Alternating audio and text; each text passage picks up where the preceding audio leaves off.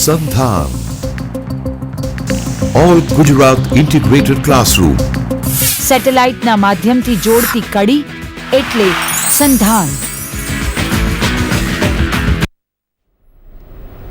નમસ્કાર દર્શક મિત્રો, સંધાનના ઓલ ગુજરાત ઇન્ટિગ્રેટેડ ક્લાસરૂમમાં આપનું હાર્દિક સ્વાગત છે. બિઝનેસ લોની અંદર આજે આપણે જે વિષય પર ચર્ચા કરવાના છીએ એ વિષય છે કન્ટિન્જન્ટ કોન્ટ્રાક્ટ.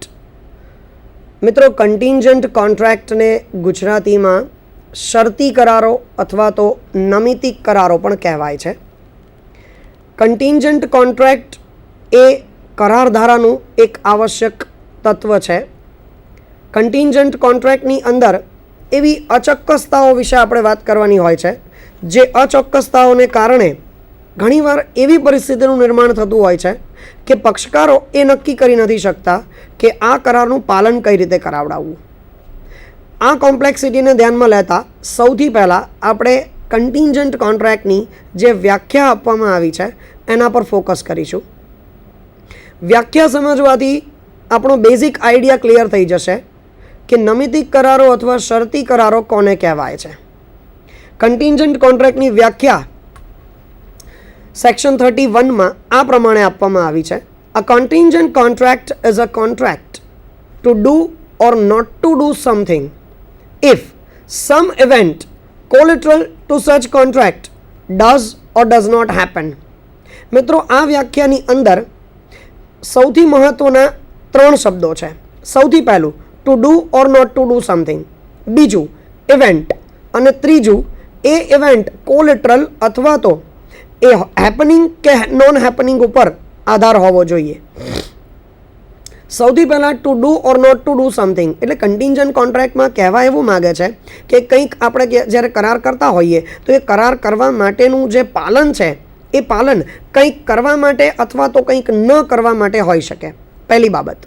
બીજું, કરારનું પાલન જે છે એ એક ઘટના હોવી જોઈએ, મતલબ કે there must be N event, અને એ ઇવેન્ટ એટલે કે એ બનાવ કંઈક હોવા પાછળ એટલે કે કંઈક ઘટના બનવા પાછળ પણ હોઈ શકે, અથવા તો એ ઘટના નહીં બનવા માટેનો કરાર પણ હોઈ શકે.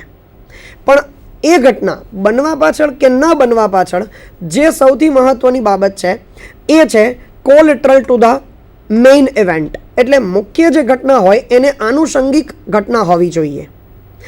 જો આટલા ડિસ્કશનના અંતે હજુ તમને ખ્યાલ ન આવે તો કન્ટિન્જન્ટ કોન્ટ્રાક્ટના જે આવશ્યક તત્વો છે એના પર આપણે ફોકસ કરીએ. મિત્રો, કન્ટિન્જન્ટ કોન્ટ્રાક્ટના એટલે કે નમિતિક કરારના આવશ્યક તત્વો ઉપર ફોકસ કરીએ એ પહેલાં 3 બાબતો સમજી લેવી ખૂબ જ જરૂરી છે. શરતી કરારોની અંદર શબ્દ પોતે જ પોતાની ઓળખાણ આપે છે. 3 બાબતોનો સમાવેશ થાય છે. સૌથી પહેલી બાબત કે એ કરાર અચોક્કસતાને ધ્યાનમાં લઈને થયેલો હોવો જોઈએ. બીજી બાબત, એ કરારની અંદર કરારનું પાલન જે છે એ કોઈ ઘટના હોવી જોઈએ. એ ઘટના બનવા માટે પણ હોઈ શકે અથવા ન બનવા માટે પણ કરાર હોઈ શકે.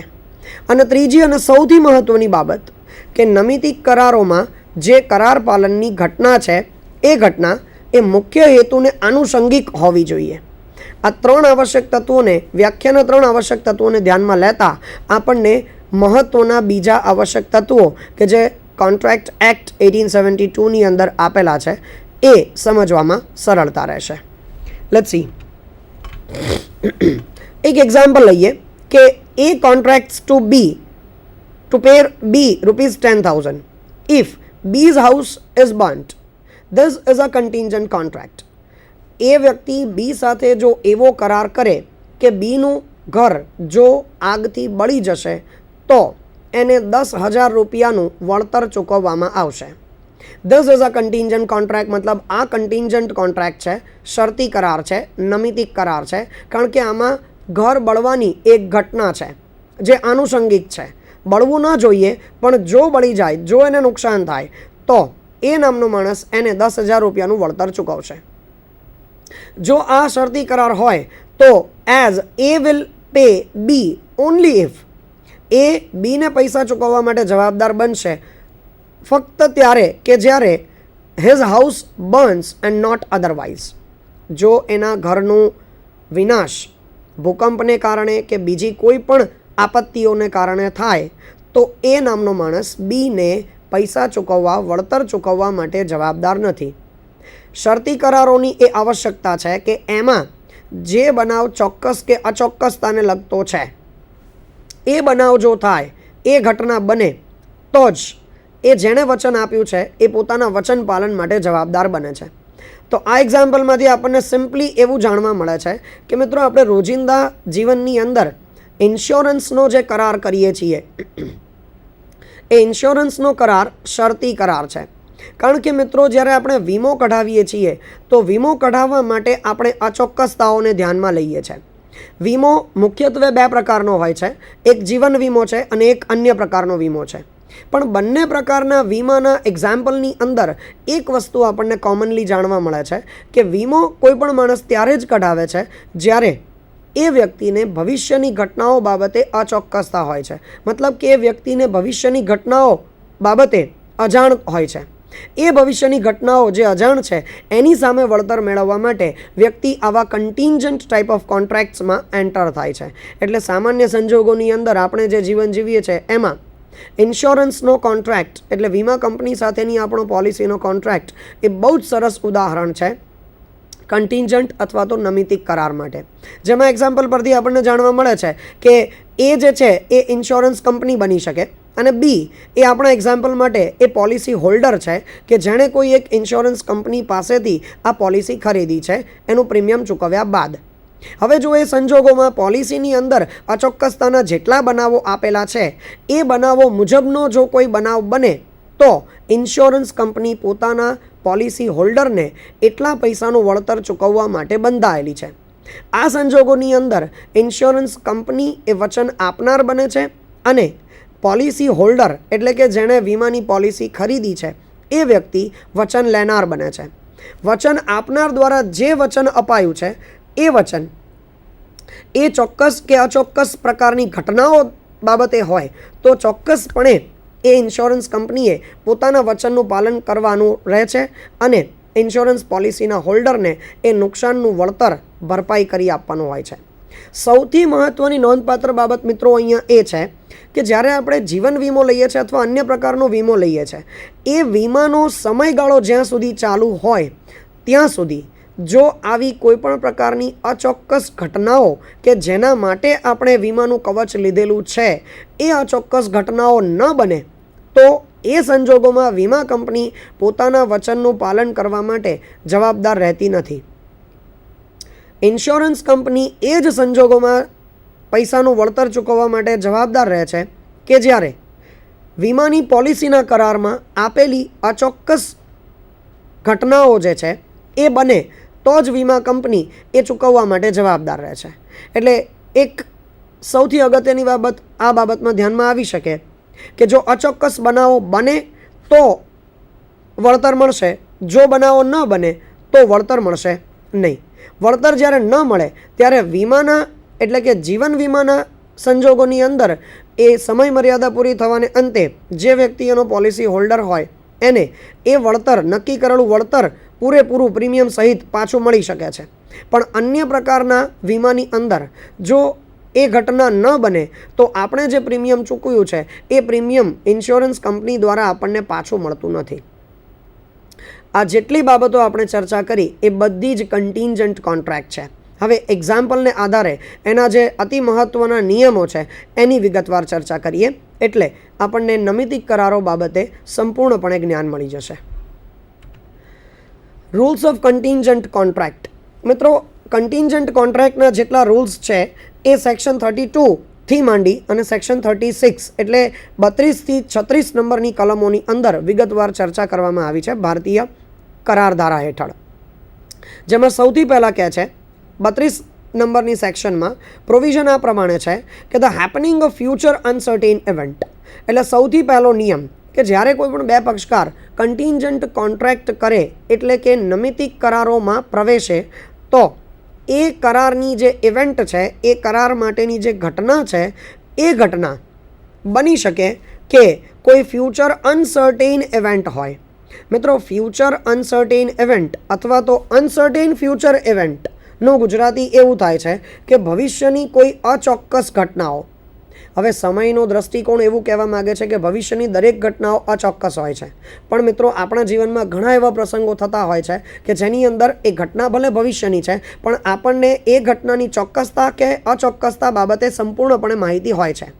સૌથી પહેલા નિયમની અંદર ભવિષ્યના એ સમયની અચોક્કસતા બાબતે વાત કરવામાં આવી છે કે જો એ અચોક્કસ બનાવ બને તો એ કન્ટિન્જન્ટ કોન્ટ્રાક્ટ કહેવાશે. જેમ કે એ અને બી એ બંને જણા એવા એક કરારમાં પ્રવેશે જેમાં એ બીને વચન આપે છે કે જો બી સી સાથે લગ્ન કરશે તો એ ₹10,000 એને વળતર તરીકે અથવા તો એને એટલા પૈસા ચૂકવશે. હવે બીના જીવનકાળ દરમિયાન જો એ સી સાથે લગ્ન કરે તો જ એ ₹10,000 આપવાના છે. જો બીના જીવનકાળ દરમિયાન એ સી સાથે લગ્ન ન કરે તો એ નામના માણસે બીને કશું જ ચૂકવવાનું થતું નથી. તો અહીંયા એક અચોક્કસતા છે કે બી સી સાથે લગ્ન કરે પણ ખરા અને ન પણ કરે. જો આવી ભવિષ્યની અચોક્કસ ઘટના બાબતે કરાર થયેલો હોય તો પહેલા નિયમ મુજબ આપણે કન્ટિન્જન્ટ કોન્ટ્રાક્ટ એટલે કે આવા કન્ટિન્જન્ટ કોન્ટ્રાક્ટને હેપનિંગ ઓફ ફ્યુચર અનસર્ટેન ઇવેન્ટના નામથી ઓળખી શકીએ. 33 નંબરની કલમમાં મિત્રો એવું કહેવા માગે છે કે ઘણીવાર બે પક્ષકારો ભવિષ્યની કોઈ ચોક્કસ ઘટના બાબતે નહીં, અચોક્કસ ઘટના બાબતે કરારમાં પ્રવેશતા હોય છે. જેમ કે the non happening of uncertain future event. મિત્રો 32 નંબરની કલમમાં જે જોગવાઈની ચર્ચા કરી અને 33 નંબરમાં જે કલમની જોગવાઈની ચર્ચા કરવામાં આવી છે, આ બંને વચ્ચે ફરક ફક્ત એટલો છે. 32 નંબરની કલમમાં happening of future uncertain event કીધું છે, એટલે ભવિષ્યની કોઈ અચોક્કસ ઘટના બનવા ઉપર ભાર આપવામાં આવ્યો છે. જ્યારે 33 નંબરની કલમમાં ભવિષ્યની જ કોઈ અચોક્કસ ઘટના પણ નહીં બનવા ઉપર ભાર મૂકવામાં આવ્યો છે. એટલે જો કોઈ બે વ્યક્તિ એવા કોઈ ભવિષ્યના અચોક્કસ બનાવ વિશે કરાર કરે કે જેમાં કરારની વિષય વસ્તુ એ ઘટના બનવી એ ન હોય પરંતુ ઘટના ન બનવી એ હોય. જેમ કે એ બી સાથે એવો કરાર કરી શકે કે જો સી નામનું વહાણ દરિયામાં નહીં ડૂબે તો એને એટલું વળતર ચૂકવવામાં આવશે. હવે એ સમયગાળા દરમિયાન જો એ વહાણ દરિયામાં ન ડૂબે તો જેમણે વચન આપ્યું છે એમણે પોતાના વચનનું પાલન કરવું પડશે. પરંતુ જો એ ચોક્કસ સમયગાળા દરમિયાન જો એ વહાણ ડૂબી જશે તો એ હેપનિંગ ઓફ ઇવેન્ટ છે, એટલે એ કરારનું પાલન શક્ય નથી અને એ કરારના પાલનની જોગવાઈઓને રદબાતલ જાહેર કરવામાં આવશે. આ રીતે આપણે એ સમજી શકીએ કે 32 અને 33 નંબરની કલમની અંદર આ ચોક્કસ ઘટનાઓ બાબતની જે વાત કરવામાં આવી છે એમાં 32 નંબર એ અચોક્કસ ઘટનાઓ બનવા પર ભાર મૂકે છે અને એ બાબતમાં કરાર થયેલો હોય છે. જ્યારે 33 નંબરમાં એવું કહેવા માગે છે કે એ ઘટનાઓ જે ભવિષ્યની છે, અચોક્કસ છે, પણ એ ઘટનાઓ નહીં બનવા માટે કરાર કરવામાં આવે છે. એના પછી રૂલ નંબર 3માં happening of an event within a fixed time. 35 નંબરની કલમમાં એ જોગવાઈ કરવામાં આવી છે કે ભવિષ્યની કોઈ પણ ચોક્કસ કે અચોક્કસ ઘટનાઓ જો એ ચોક્કસ સમયગાળાની અંદર જ થાય તો જ એને નમિતિક કરારોનું સ્વરૂપ કહેવામાં આવશે.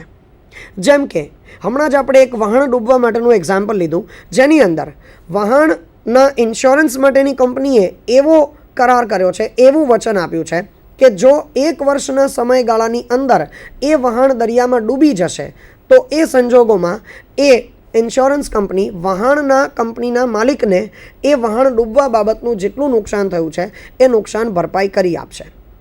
મિત્રો, અત્યારે જે આપણે એક્ઝામ્પલ લીધું એની અંદર સૌથી મહત્ત્વની બાબત એ સમયગાળો છે. જો એ 1 વર્ષના સમયગાળાની અંદર આ વહાણ દરિયામાં નહીં ડૂબે અથવા તો જો એ વહાણનો વિનાશ થશે તો કોઈ બીજા કારણોસર થશે, જેમ કે વહાણ ડૂબે નહીં તો વહાણની અંદર આગ લાગે, જ્યારે ડોક પર એ ઊભું હોય ત્યારે વહાણની અંદર જો આગ લાગે અને એ સંજોગોમાં જો એ વહાણ નાશ પામે તો આ સંજોગોની અંદર વહાણના ઇન્સ્યોરન્સની કંપની એ વહાણ કંપનીના માલિકને વળતર ચૂકવવા માટે જવાબદાર નથી. કારણ કે આ કરારની અંદર સૌથી મહત્ત્વની બાબત 2 છે. સૌથી પહેલી બાબત કે એ ચોક્કસ સમયગાળા દરમિયાન જ વહાણનો વિનાશ થયેલો હોવો જોઈએ. અને બીજું, એ વહાણનો વિનાશ જે કારણોસર થયો હોય એ કારણ એ વહાણ દરિયામાં ડૂબવાને કારણે જ હોવું જોઈએ. એ ડૂબવા સિવાયના બીજા કોઈ પણ કારણોસર જો આ વહાણ વિનાશ પામે તો આ ઇન્સ્યોરન્સ કંપની એ વળતર ચૂકવવા માટે જવાબદાર નથી. આ સૌથી મહત્ત્વની અને અગત્યની બાબત છે મિત્રો. તો અત્યાર સુધીમાં આપણે જે 3 પોઈન્ટો જોયા એમાં એક વાત ફોકસ કરે છે ભવિષ્યની એવી ઘટનાઓ પર કે જે ઘટનાઓનું બનવું એ અચોક્કસ છે અને એ ઘટનાઓ બને તો કન્ટિન્જન્ટ કોન્ટ્રાક્ટ અમલમાં આવે. બીજી ઘટનામાં એ ભવિષ્યનો બનાવ પણ અચોક્કસ જ છે પણ એ ઘટના નહીં બનવા માટેની વિષય વસ્તુ છે અને એ કરાર કરવામાં આવે છે.